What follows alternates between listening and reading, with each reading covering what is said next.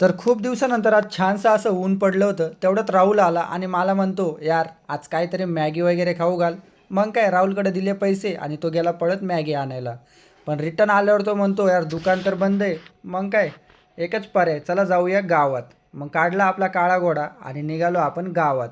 ते म्हणतात ना मुलं, ₹5 चहासाठी 100चं तेल नासवता. आज तसंच काही झालं. ₹10 मॅगीसाठी आम्ही गावात गेलो 100चं पेट्रोल नासून.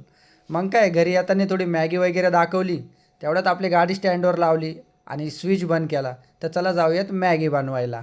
तर मॅगी बनवायच्या आधी मॅगीसोबत थोडे वेफर पण आणले होते. तेवढ्यात राहुलने कांदा कापला, मॅगी उकळायला टाकून दिली आणि त्याच्यात पाणी टाकलं.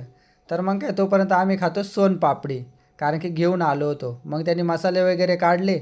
मॅगी तेवढ्यात उकळली होती आणि मग तेवढं तेलही सांडलं त्याच्याकडून. मग काय सांडलं तर सांडू द्या. टाकू आता कढईत तेल, टाकला मसाला आणि मॅगी. तर मस्त मॅगी हलवून घेऊयात. तर आपली मॅगी फायनली रेडी झाली. जोपर्यंत ही मॅगी टेस्ट करतो तोपर्यंत तुम्ही सबस्क्राईब करून जा. सबस्क्राईब करा आणि व्हिडिओ आवडला असेल तर तुमची 1 लाखा मोलाची एक लाईक मारू.